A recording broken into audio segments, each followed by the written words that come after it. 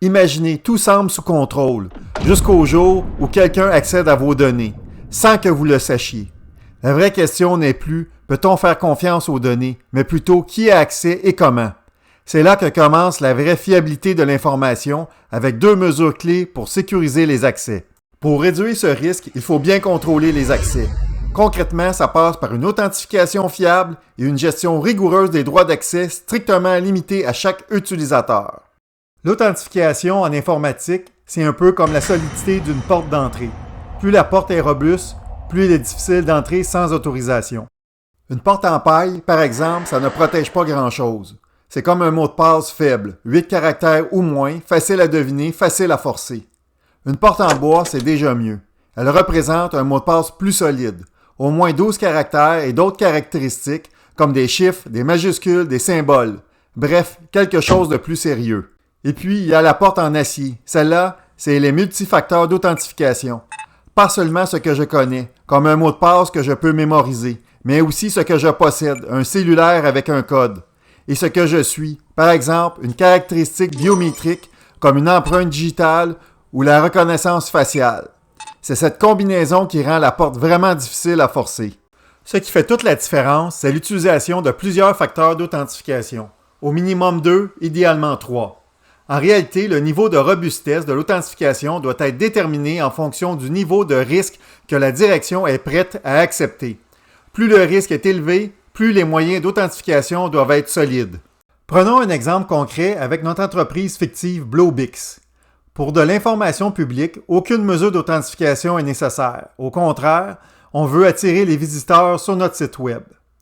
Pour une information interne, comme celle accessible aux employés via l'intranet, on veut restreindre l'accès aux personnes autorisées.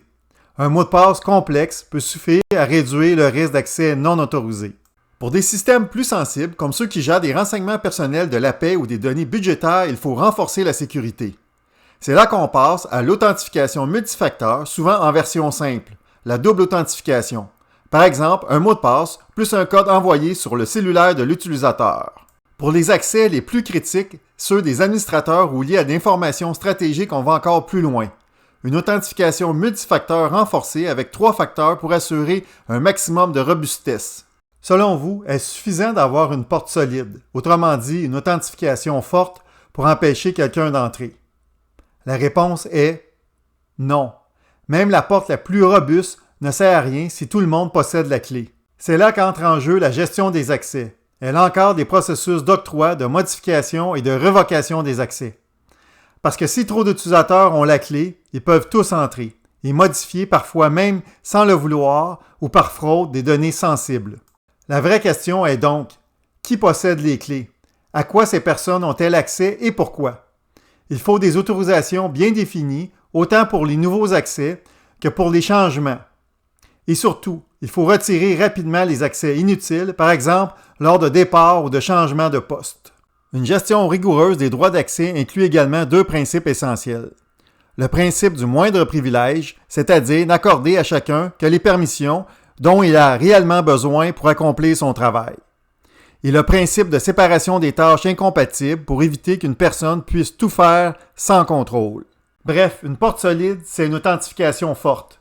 Mais il faut aussi une bonne gestion des clés, c'est-à-dire une gestion rigoureuse des accès pour éviter tout accès non autorisé. En résumé, la fiabilité des données dépend de qui peut y toucher. Plus il y a de personnes capables d'y accéder, plus le risque d'erreur ou de manipulation augmente. Ce n'est pas le même enjeu entre une petite organisation isolée du web et une grande entreprise où des centaines, voire des milliers d'utilisateurs accèdent chaque jour à des systèmes critiques à l'interne comme à l'externe. Aujourd'hui, la gestion des accès ne concerne plus seulement les humains. L'intelligence artificielle, elle aussi, entre en scène. Elle accède, analyse et traite nos données. C'est un atout, à condition de bien la surveiller. Mal configurée, elle peut ouvrir trop de portes. Bien encadrée, elle peut devenir notre meilleur allié. En fin de compte, tout dépend de la façon dont on contrôle les accès. Pour toute question sur l'audit des accès, n'hésitez pas à parler avec votre auditeur en système d'information. Et si cette capsule vous a plu, pensez à mettre un j'aime et à vous abonner pour ne rien manquer.